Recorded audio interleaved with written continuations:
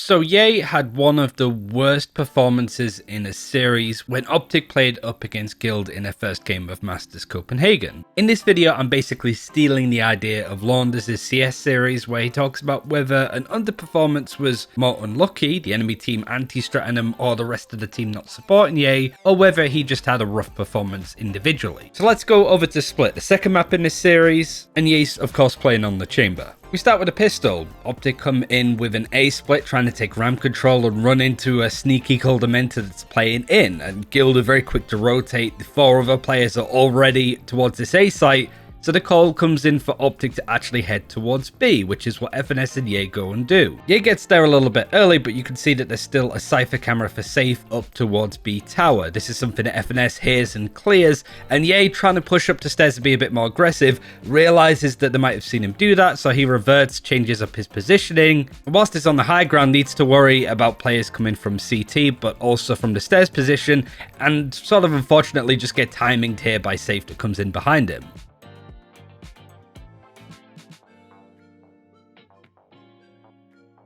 I'll skip a few rounds where there's not much to talk about, but round 2 we do actually see Optic start to force up on a buy. It's a pure A execute, Optic hoping to catch Guild by surprise with the fact that they've bought up and still trying to play aggressively, but you can already see that Guild are sort of pinging this main chokeway on A, maybe expecting Optic to do something aggressive still. Whilst the rest of Optic try to push up to A tower, you can sort of see that Ye is playing a bit more passive in a position. I think a lot of chambers should be on the attack. And after a bit of utility being used from Optic and getting themselves into a 5v4, they actually revert and change up what they're planning to do. Guild, having pushed up through sewers, actually hear this whole rotation and are very prepped for Optic to go towards the B site. But Ye is still over on A, watching to see if anybody else peeks him. Just got the headhunter, but that's realistically all he needs in a lot of these occasions. And as the round goes on, Ye doesn't move and he's waiting to see if he can catch any rotations, anybody peeking for information. And eventually he makes the call to his team that A is pretty quiet, we can head over here. Now this is where it gets awkward. Ye has a decision to make here, either to wrap around towards screens and catch a unknowing defender that wasn't expecting him, but instead tries to catch some of these rotations coming through defender spawn. With 10 seconds left on the clock, there isn't much time for Optic to get this plant in, and Leo still hasn't been cleared. Whilst Ye heads in that general direction, and with no player watching this sort of A main position, Leo can just lurk up, get to, and stop this plant from coming in. I actually want you guys in the comments to let me know if you think this is Ye making a mistake, whether he should have actually flanked around screens to clear a player on elbow, whether Mav shouldn't be playing on the back of site because he's watching this elbow position and nobody's watching A main, or whether you think it's just a good play from Leo to catch that timing and catch everybody from Optic by surprise. Because I genuinely don't know if this is a bad play from Ye, or just a really good play from Leo and a bit of miscommunication here or there.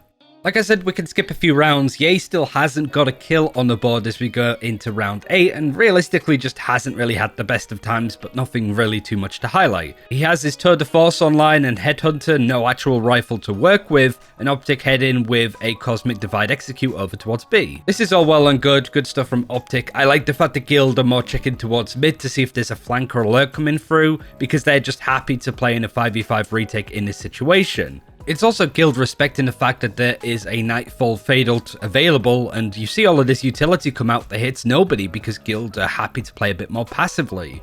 This is where I think Ye makes a bit of a mistake. He's on a very aggressive angle with that ultimate, and you could sort of see the sightlines of these players. He has 4 players looking in his general direction, and he was unable to get one. This is a round that Optic get on the board, but it's still one of those occasions where Guild just pivot around what Optic are trying to do, and Ye kind of falls into their trap a little bit. Here we have the second round that Optic tend to win. I really like the way that they play this round early on. They put some pressure towards vents, getting an early kill onto safe. But Optic have the right idea. Not only are they trying to push into vents, but we also see Ye and Mav playing high contact, trying to push into B tower to see if they can catch anybody else by surprise. But Guild yet again have the right approach here. Knowing that they've lost a player and lost mid, Russ and Cold Dementor actually push all the way into B main to see what they can find. They smoke off the trademark, which doesn't do much. Maybe if there's some Optic players in mid, they hear that and they start to panic about alert coming in. But Optic win out some of the main duels, and Ye, despite not getting any kills, playing very passively, watching some of these angles, playing more supportive of his teammates to see if they find any contact first. Not really too much to mention, but not really a bad round by any stretch from Ye. He did what he was supposed to.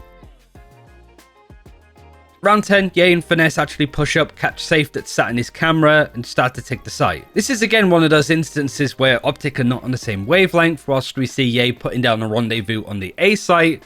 FNS, expecting this all to be clear, runs into Leo and there's nobody in a position to trade or even help him. I don't know how on earth Crashies manages to survive this, but Ye, watching heaven with the operator, catches Cold Dementor and then opts to teleport out to play from this A lobby position, which is really good when you have an attacking up. And like I said, realistically where you want your chamber to be, especially watching towards screens to see if anybody's there. But they're the first 2 kills that he managed to get in this half on round 10. The Guild are quick adapters and learners. Similar sort of start of the round, Finesse and Ye pushing up towards A short, playing it pretty passively, go for this A execute. You've got Ye watching towards screens as well to see if anybody's there. Plays in A lobby, finds a kill towards ramp, TP's out, and then has to reset his position. Whilst this is a bit of a play from Guild to get that Resurrect online and protect Cold Dementor as he's being brought back to life, the Pain Shell actually comes in from Trex, puts a lot of pressure onto Ye's position. He has to shuffle a bit further forward into a more aggressive spot, and that's exactly why Cold Dementor puts a smoke too. So again, Ye, who wants to play in A lobby to have the best sight line, has to push forward to play on the site, and Trex pulls out the showstopper, throws it right in that corner, and catches Ye. Can't really say that that's Ye's fault, but you can start to see Guild knowing that the chamber wants to play in A lobby. We can smoke him off, he's going to push up to a more aggressive position, and then we just ult that spot, because he's likely to be there. Now we can move over to the defensive side of Ye. And this part of the video is going to be a little bit different, because I'm going to show clips from the rounds following on Ye's defense, and you'll start to notice a bit of a trend actually. Ye's got the operator online, had the tour de force in a few of these rounds too, and is constantly playing this A position, either a little bit more aggressive on A lobby to watch the cross, or playing up on ramp just making sure that nobody lurks past. But every round that Ye did that, Guild went B, and Guild, for the most part, won those rounds out. Which feels a little bit of an anti-strat. This is the heat map of where Ye is usually at in the first 35 seconds up against Luminosity, which was the last time that we saw Optic play on Split. You could sort of see Ye's kind of everywhere as he should be, pushing in mid, lurking through sewers, pushing B main, but is still mostly in that A spot. But now this is the heat map of Ye in every round Optic lost against Luminosity on their defense. Ye is playing towards A. In fact, there's no pressure at all over in this B position, which I think is what Guild's plan was. As soon as Ye gets the operator online, we know roughly where he's going to be, let's just go where he isn't. And that's exactly it. This is Ye's heat map from last night up against Guild.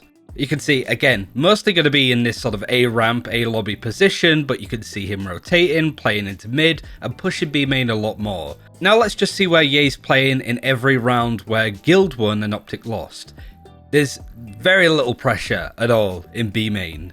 In fact, you only really see him poking around in mid, playing this A lobby position and A short, and then once up in this corner on a B execute. I also think another mention has to go to Safe in the way that he's playing Cypher. He's doing the typical thing where you put down the cyber cages on A main, put up a camera to spot if anybody's trying to be aggressive on the defense, but he's actually waiting quite a while before he activates those smokes, which means that Ye basically has to sit and wait around here until Safe uses that utility, and then make sure that the Cypher's not lurked up to A ramp. So whilst this is a typical default from a Cypher player, Safe's doing a really good job of just keeping Ye's attention sat waiting for something to happen. Safe has managed to just get Ye to sit and watch paint dry for the majority of this defense, or at least the rounds where Guild can get on the board. So no, I don't think on the defense Ye played particularly badly. In a lot of occasions where Guild won the round, Ye's still rotating over and a lot of Optic players have already died. This took me a couple of minutes to find out via a website called Augment. And yeah, I'm just quite surprised that we didn't see more variations of a defense from Optic, especially when they realized that Guild just keep going B. One of the rounds we did see Ye play on B was round 18. He actually sort of plays in this aggressive position on B main to watch stuff. There's been no pressure from Guild in that spot, but he hears the rotate. He sees the Sage Wall going up to block off anybody from stairs. And whilst he realistically should be winning this duel against Russ, it gives Marv all of the information that he needs, manages to stall the plant, and the rest of Optic deal with this nicely from information that Ye was able to get. Now we get into overtime, and Optic are attacking first. Victor gets taken down very early, and Optic, whilst they're sort of smoked off and walled off on B male, they still manage to find a gap to try and push up and take a fight. Russ has a nice little peek to get some information, but the player I wanted to highlight was Leo, who gets smoked off here, takes a peek just beforehand to see where Ye is, and Ye gets caught out. But look at the positioning from the rest of Optic. It's a little bit spaced out, there's no trading, and that's kind of been the main theme, I think, from Optic over on Split. If a player dies, they tend to be on their own to the point that a trade doesn't often come in. And that's less on Ye and more as the team as a whole. And remember when I said that Guild had a good idea that Ye likes to play in this A ramp position, especially if he has an operator? Well, this is another reason why I think so, because Guild just jump up to ramp, instantly take out Ye in this spot before he could TP out, and Trex finds a perfect opening. Something that Guild haven't done up until overtime, which Optic weren't really prepared for, I don't think. This round, however, falls apart for Optic. They're in a 4 versus 4, there's 20 seconds left on the clock and they decide to go for a fast rotate over towards B. You've got Crashies being a pain, pulling 3 of the 4 players alive from Guild over towards this A site. But Guild, knowing Optic is a team that also likes to make these mid-round calls to change upon a site, have Russ still in this position. And again, it's another example of Optic spacing just being a little bit too much, where Russ is allowed to take these fights individually, catches Ye, catches Mav, 14 seconds left, FNS needs to pick up the spike, so Russ just backs off, and there's just no time.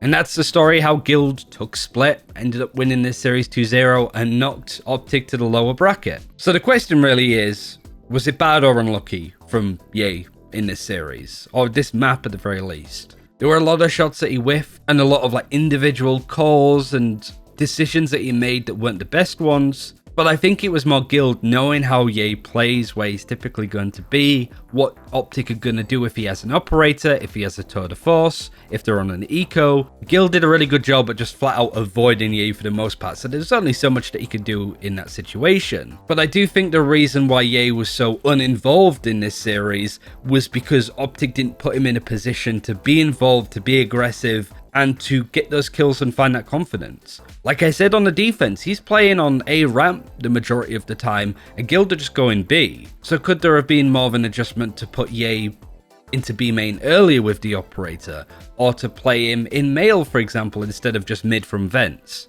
It felt that Guild adjusted perfectly to what Optic were doing, but Optic didn't really have too much else to show in regards to variations of defaults and stuff like that. So it's a moot answer, but it's a bit of everything. Ye underperformed, but I don't think he was put in a position to perform realistically in this map, both with what Guild were doing well, which was anti-stratting their opponent, basically avoiding Ye, but Optic didn't really have an answer to that, I don't think.